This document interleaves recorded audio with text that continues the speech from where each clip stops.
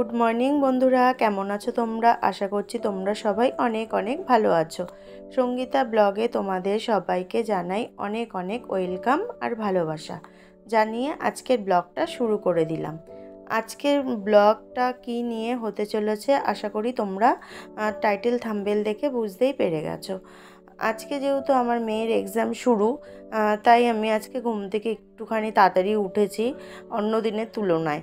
আর যেহেতু সকালবেলা বৌদিকে আগের দিন বলে রেখেছিলাম যে মাছালা আসলে আমাকে একটুখানি ডেকে দেবে, তাই আজকে বৌদি সকালবেলা যখন মাছালা এসেছিলো আমাকে ফোন করেছে। যাই হোক, ঘুম ভেঙে তারপরে মাছ কিনে নিয়ে আসলাম। মাছ নিয়ে এসে তারপরে তো ধুয়ে রেখেছি, দিয়ে সবজি কাটতে বসে গেছি, দেখতেই পারছো। আর সত্যি কথা বলতে সবজি কাটতে কাটতে এত মশা কামড়াচ্ছে কি বলবো। সবজি বলতে সেরম কিছুই না, বিনস আলু আজকে ভাজবো আর পাবদা মাছ রেখেছি সেটা ঝাল করব, এই হলো রান্না। দেখো সবজি কাটা হয়ে গেছে, আর এই যে মাছ, বাড়ি থেকে এই মাছ রেখেছি, মাছের ডিম। আর দেখো বড় বড় পাবদা মাছ, বেশ সুন্দর মাছগুলো বলো। ধুয়ে নিয়েছি, ধুয়ে নুন হলুদ মাখিয়ে নিচ্ছি। আর আজকে মাছের ডিম করব না, শুধু পাবদা মাছটাই ঝাল রান্না করব আর করব বিনস আলু ভাজা। যেই কারণে মাছগুলো ধুয়ে এখন নুন হলুদ মাখিয়ে রাখছি। তারপর রান্নাটা বসিয়ে দেব।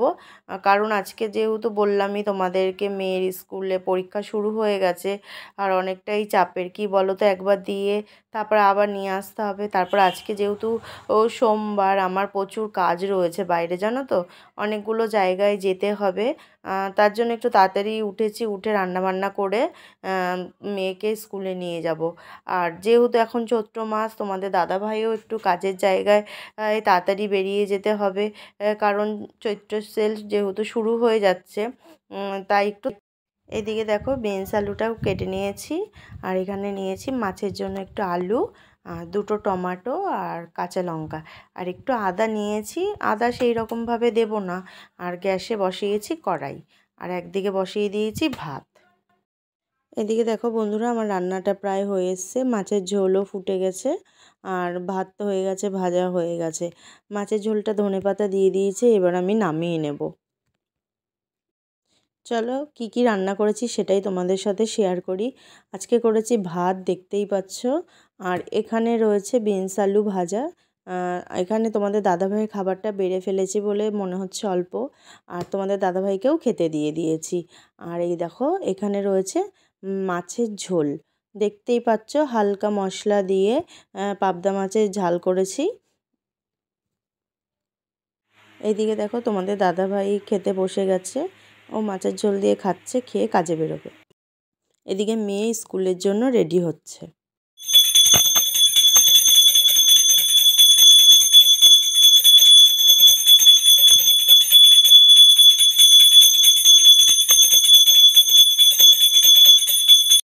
দেখতে পেলে বন্ধুরা, মেয়ের যেহেতু পরীক্ষা আজকে, ও তাই সকাল সকাল ঠাকুর পুজো দিয়ে নিল। আর এখন বসে গেছি সকালে টিফিন খেতে। আর আজকে একটু স্কুলে যাওয়ার আগেই খেয়ে নিচ্ছি, কারণ আমার একটা রুটি রয়েছে, তাই ভাবলাম বিনস আলু ভাজা দিয়ে আমি খেয়ে নিই, আর ও মাছের ঝোল দিয়ে ভাতটা খেয়ে নিচ্ছে। যাই হোক, খেয়ে দিয়ে তারপরে বেরোবো, হলো ঘড়িতে ঠিক 10:30 বাজলে বেরিয়ে যাব। আর যেহেতু এক্সাম প্রথম দিন, একটু তাড়াতাড়ি যেতে হবে, যেই কারণেই তাড়াতাড়ি খাওয়া দাওয়া করে নিচ্ছি। আর আমার যেহেতু বাইরে কাজ আছে, তার জন্য আমিও খেয়ে নিই। কি কোথায় ভেঙেছে?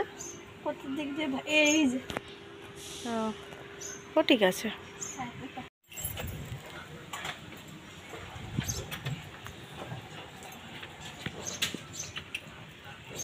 মেয়েকে স্কুলে দিয়ে চলে আসলাম একটু বাসনের দোকানে, এখানে আমার দরকার আছে, তাই দুটো জিনিস নেব।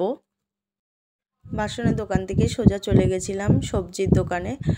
বাজারের ওপর দিয়ে যেহেতু গেছিলাম, তার জন্য কিছু সবজিও কিনে নিলাম।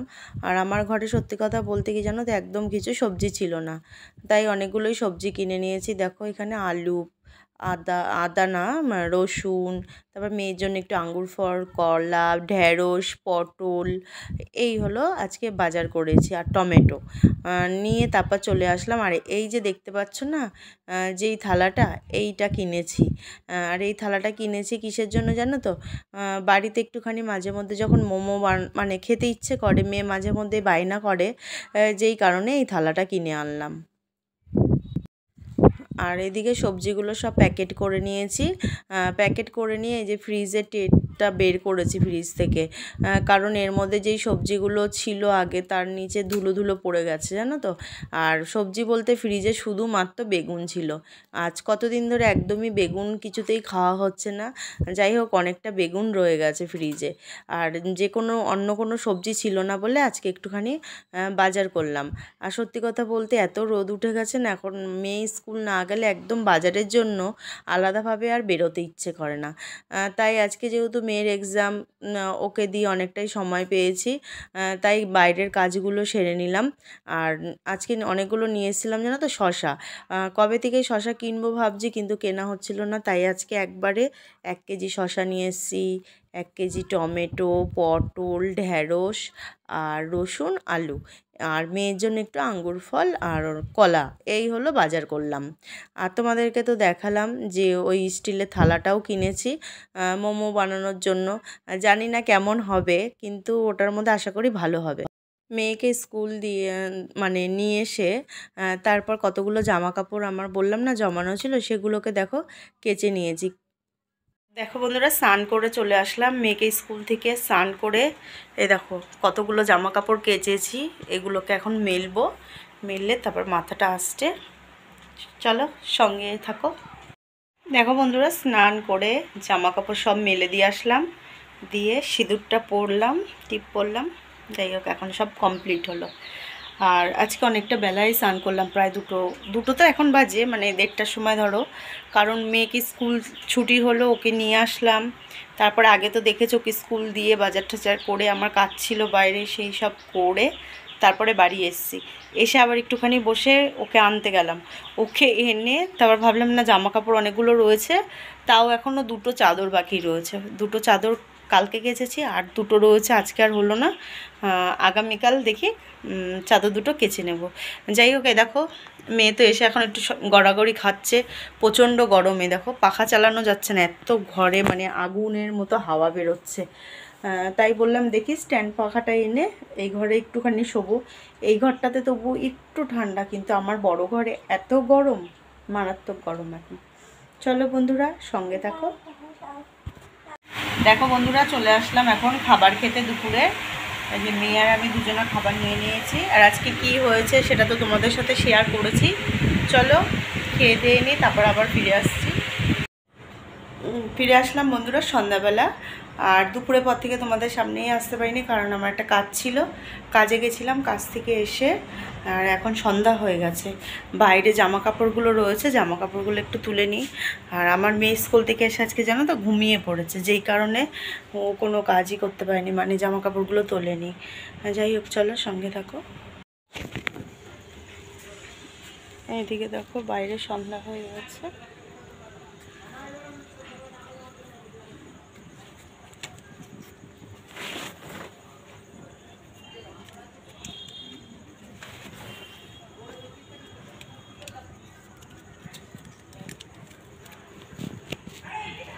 দেখো এই যে জামা কাপড়গুলো তুলে নিয়ে আসলাম, এগুলোকে ভাঁজ করব। তার আগে কতগুলো বাসন দুপুরবেলা ধুয়েছিলাম, সেগুলোকে এখনও গোছানো হয়নি। চলো সেগুলো গুছিয়ে নিই।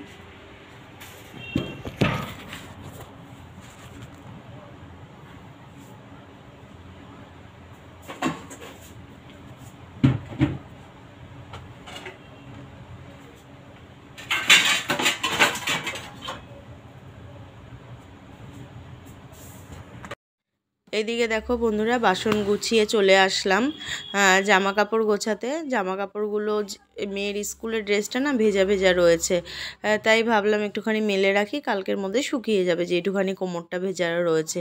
কারণ অনেকটা বেলায় যেহেতু জামা কাপড়গুলো কাচা হয়েছিল, এই প্যান্টের কোমরটাও ভেজা রয়েছে। দুটো জিনিস ঘরের দড়িতেই মেলে দিচ্ছি, আর বাকি জামাগুলোকে গুছিয়ে আলনায় রেখে দেবো।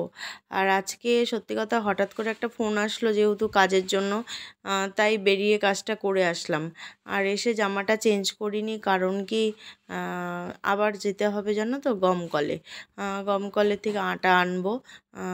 কালকেই ভেবেছিলাম আনবো, কিন্তু একদম ভুলে গেছিলাম। যাই হোক, কালকে যেহেতু আর মানে রাতে রুটি করা হয়নি, কালকে ভাগনার জন্মদিনের জন্য ননদ এসে বিরিয়ানি দিয়ে গেছিলো, সেটাই কালকে রাতে খাওয়া দাওয়া হয়েছিল। তাই কালকে আর মানে যাইনি আনতে। তাই ভাবলাম যে না, একবারেই এখন যেয়ে নিয়ে আসি, কারণ পরে আর না গরমের মধ্যে বারবার জামা চেঞ্জ করতে ভাল লাগে না। তার জন্যই জামাটা ছাড়িনি। এসে ভাবলাম 7টা বাজুক, তারপরেই একদম আটাটা এনে জামাটা চেঞ্জ করে নেব। যাই হোক, তোমাদের সাথে কথা বলতে বলতে দেখো জামা প্যান্টগুলো বেশ গুছিয়ে নিচ্ছি। আর এই যে হাতে চুড়িদারটা দেখতে পাচ্ছ, এটা অনেক দিন হয়ে গেছে। কালারটা আগাগোড়া একটু লাইট শেডেরই, আর পরতে পরতে না রঙটা যেন একদমই মনে হচ্ছে যেন কেমন হয়েছে, মানে লাইট শেড ছিল আরও লাইট হয়ে গেছে। এই জামাটাকে বাদ দিয়ে দেবো, কারণ আর পরবো না, মানে এখন আর ভালো লাগে না। কাজগুলো রয়েছে, দেখতে সুন্দর বেশ, কিন্তু দেখতে আর ভালো লাগছে না জামাটা পরলে পরে। যাই হোক, চলো।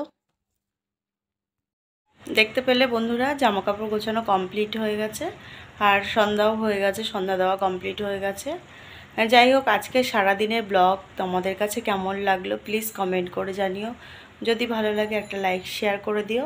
আর যারা আমার চ্যানেলটি এখনও পর্যন্ত সাবস্ক্রাইব করোনি, তাদের জন্য আবারও আরেকবার বলছি, প্লিজ আমার চ্যানেলটিকে সাবস্ক্রাইব করে দিও। তাহলে আজকে এই পর্যন্ত, দেখা হচ্ছে নতুন আরেকটি ব্লগে। ততক্ষণ তোমরা সবাই সুস্থ থেকো, ভালো থেকো, সবাইকে টাটা।